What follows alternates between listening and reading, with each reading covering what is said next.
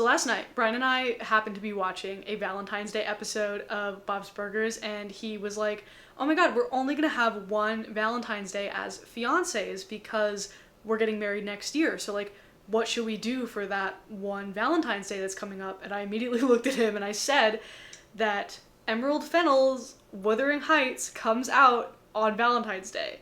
And he just gave me this really concerned look of horror and disappointment because the last time I took him to see a movie on Valentine's Day, we saw Madam Web.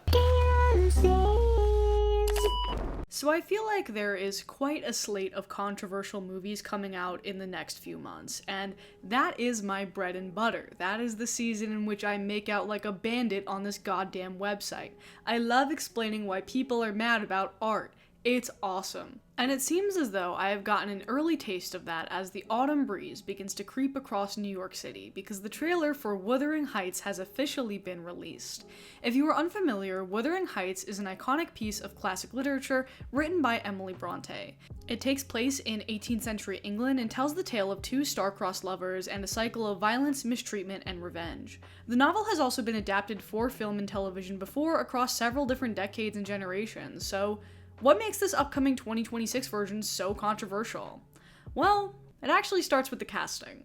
But before we get there, I want to talk about my two favorite things, playing mobile games and making extra cash. And now you can do both of those at the same time thanks to today's sponsor, FreeCash. FreeCash is a free online platform where users can earn money by playing mobile games, taking surveys, and more. It's super easy to earn and kill time while you're completing everyday boring tasks like your morning commute or standing in line for coffee. It's super reliable with a 4.8 rating on Trustpilot, and to get started, all you have to do is enable app tracking on your phone and then pick a game that you'd like to play. I like to play puzzle games, so Word Nut is a great way to pass the time for me. You just make words out of the little letter bank here. And the longer you play, the more levels you reach, the more cash and rewards that you earn. I'll be so for real here. If you want to earn more, if you want to get that side hustle cash a little bit faster, there are ways to earn by making in-app purchases within the game. And FreeCash will give direct cash back on some in-app purchases as well. I also really like that they have a lot of flexibility when it comes to how to receive your payouts. So if you want to receive via PayPal, Amazon gift card, they probably have an option for you. Sign up for FreeCash using my link in the description down below or the QR code somewhere on the screen to get a $5 bonus. I'll be checking back in a week to see how much I've earned, and you should too. Thanks so much to our friends at FreeCash for sponsoring today's video. Remember to grab that bonus using the link in the description down below, and happy earning. Margot Robbie and Jacob Elordi are teaming up. The two are set to star in Emerald Fennell's feature adaptation of Wuthering Heights. MRC and Robbie's Lucky Chap Entertainment are producing the film that's based on Emily Bronte's classic novel of the same name. Fennell is writing, directing, and producing the project that is preparing to shoot in the UK later this year. Robbie is set to play Catherine Earnshaw, while Elordi will play Heathcliff. So a few months ago, it was announced that not only was Emerald Fennell, who you may know as the director of the controversial erotica-type film Saltburn, set to direct this film, but that the two leads, Catherine and Heathcliff, would be portrayed by Margot Robbie and Jacob Elordi, who Fennell worked with previously. There's two problems with this casting, assuming that those in opposition to it are concerned about faithfulness to the original work.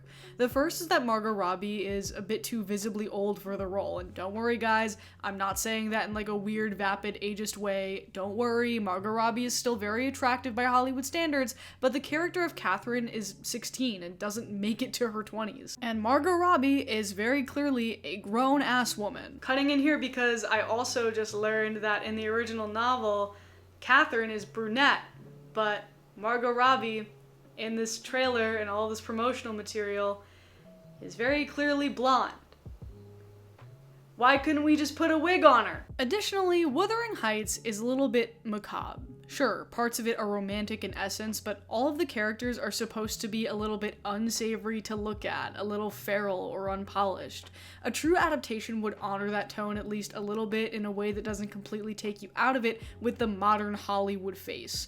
I think Nosferatu is an example of how to mostly do this right, but I think even they could have gone farther in respect to some of the casting choices. Like, Lily Rose Depp and Nicholas Hoult are great enough actors that I believe their characters are operating within desolate plague times, but Aaron Taylor Johnson, I don't don't think so. But the real controversy here is that in the novel, Heathcliff, played by Jacob Elordi, is thought to be a person of color. Many believe he is of mixed or Romani descent. What I'm showing on the screen now is how he is described in the novel. Experts on Bronte's work have also weighed in on this. Here's what Michael Stewart, the director of the Brontë Writing Center, said about the situation. "I feel quite strongly that Emily's intention was that he was either black or mixed race, and there are a lot of clues in the text to suggest that." And with regards to casting in previous adaptations, Stewart said, "With Wuthering Heights, you've had many years of white actors playing the more ambiguous ethnic character. But things are different now. The way we represent certain people in art and culture comes with a responsibility now that wasn't there 20 years ago." So not only is Heathcliff's portrayal as a white man just literally inaccurate to the text and interpretations of the text, but it also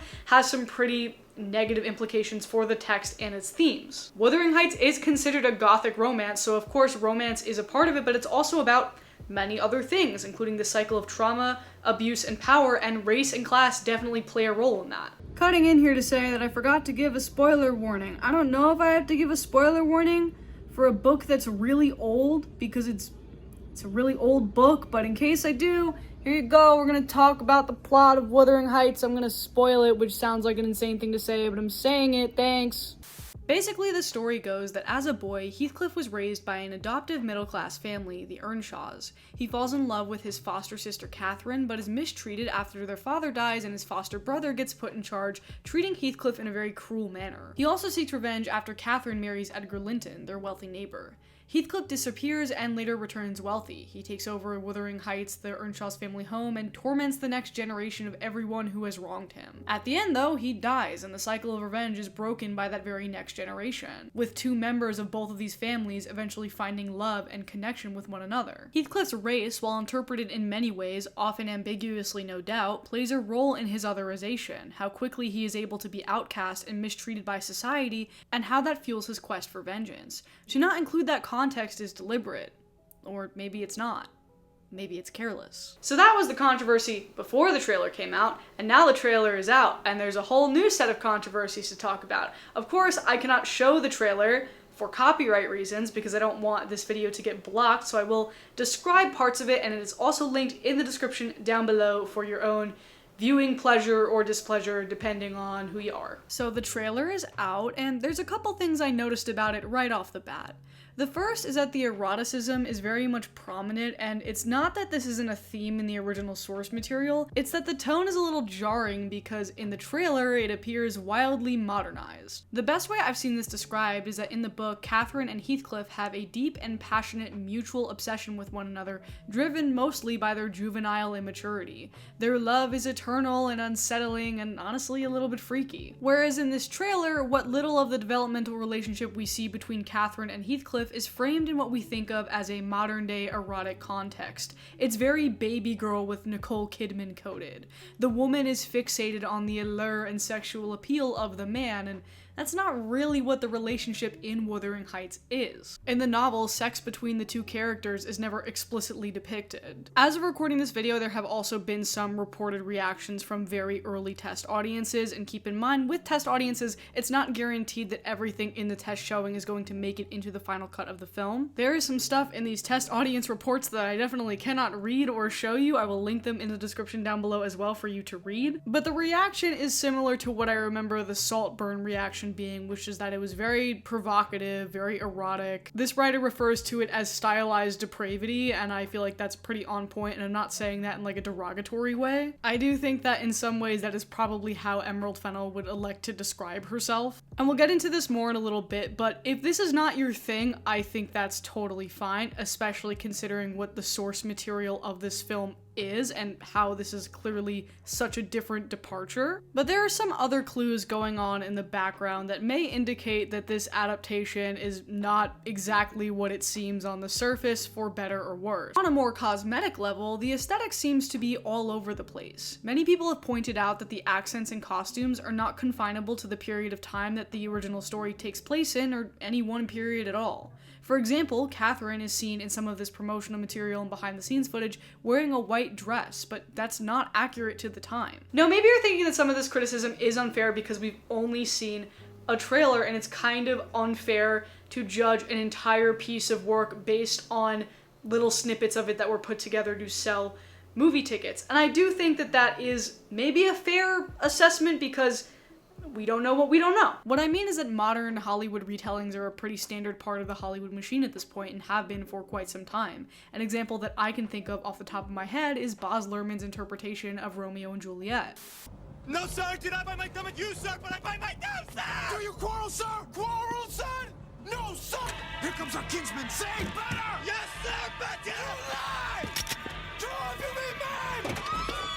And the fact that the visual aesthetic seems really modern and has no cultural time period signifiers has led people to speculate that this may in fact be some version of a modern retelling or even a meta retelling. This has also been speculated due to the fact that Wuthering Heights is stylized in quotation marks on the poster, so like maybe it is a really intentional departure beyond Emerald Fennell wants to make a horny nondescript period piece. At the very least, what I can say is that obviously Jacob Elordi and Margot Robbie have top billing, so they're featured in the trailer the most prominently, but like I said in my summary, there are multiple generations of these two families that are featured in the original story, and that's kind of the point because there's a familial cycle of trauma and vengeance going on.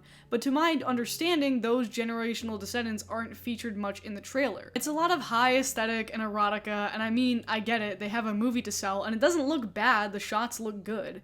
It's just an odd choice to me considering that Catherine and Heathcliff's relationship is essential to the novel, but it's not the only thing going on in the novel, you know? Catherine is not even alive for the whole story, and the novel spans like multiple decades. So I think that the last thing I need to get into here, of course, is the Charlie XCX of it all. So obviously I can't play this for copyright, but the trailer does feature a song from Charlie XCX, a decision that has been drawing ire across the internet for similar reasons that the rest of the adaptation is already controversial. Mixing old and new elements is to be expected, especially if a director is looking to give an old story a fresher 2025 retelling, but sometimes people just want period pieces, man. They want to be transported to a different time. They want to see this story get put to the screen in the way that they imagine it in their heads when they read the book. From what I understand, nobody is opposed to the idea of another Wuthering Heights film adaptation. They just don't want it to be packaged like it's your average spicy book talk recommendation of the week, you know? And on that note, I do think some of the criticism is a bit unfair here in the sense that people are uncomfortable with the eroticism present in this trailer, and that seems to be a running theme for me this year, you know, discomfort with media that isn't 100% sanitized and run through a purity filter. I don't have a problem with the notion that people will be having weird sex in this movie. If you've seen Saltburn, that's kind of a given, and if it's Emerald Fennell's vision, so be it. I don't have to like it, and neither do you. But I don't think there's a problem with wanting adaptations to be faithful not only in aesthetic and substance, but also to the themes of the original source material. At this moment in time, I don't know why this is called Wuthering Heights, and I feel like when I finally find out, I'm not going to like the reason. There is actually one more thing that I want to add here, and it has to do with a thought that I have expanded upon since my last video. My last video was also literature related, which is crazy considering that I don't know how to read. Anyway, in my last video, if you haven't seen it, I covered Jeanette McCurdy's 2026 novel Half His Age and the controversy surrounding that. In that video, I talked about how people who are aware of this book, especially folks on Book Talk, may have apprehensions surrounding it due to the fact that there has been an increase in controversial, provocative schlock orbiting that ecosystem, and I brought up an example of a splatterpunk book called The Playground, in which I explained that it was an example of a writer taking a violent concept really far and just seeing how far they could push it for the sake of being provocative and edgy, and people in my comments educated me about my blind spots within the splatterpunk genre, how just because I don't find value in it, or assume that there is little value in it, that doesn't mean that there isn't any. I'm not saying that this is necessarily equivalent to Emerald Fennell's Wuthering Heights adaptation. In this video, I've gone over reasons why it seems like this adaptation has the potential to go sideways, and I don't think there's anything wrong with critiquing that based on what's been available so far. But as of right now, my critiques have nothing to do with how provocative this iteration seems like it's going to be. I'm not going to know how that plays into things until I see the full film. I guess I'm just still trying to evaluate for myself how this kind of criticism works in the nebulous vacuum of the internet. Because I think a lot of criticism, especially before stuff comes out like this and it tends to be, you know, provocative or shocking, boils down to like, this shouldn't exist because I don't understand it. And I don't think that's necessarily a good or healthy way to approach criticism either. But things get trickier when it comes to an adaptation, because there are important things that are missing from this conversation, like the race of the character and the overall themes of the book.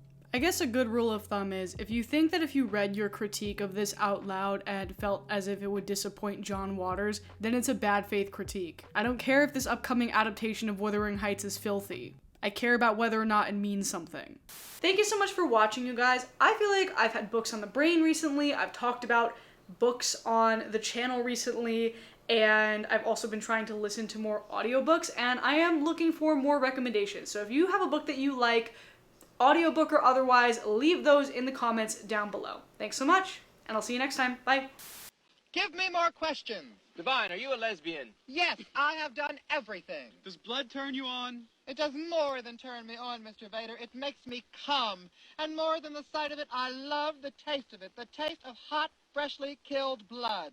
Could you give us some of your political beliefs? Kill everyone now. Condone first-degree murder. Advocate cannibalism. Eat shit. Filth are my politics. Filth is my life.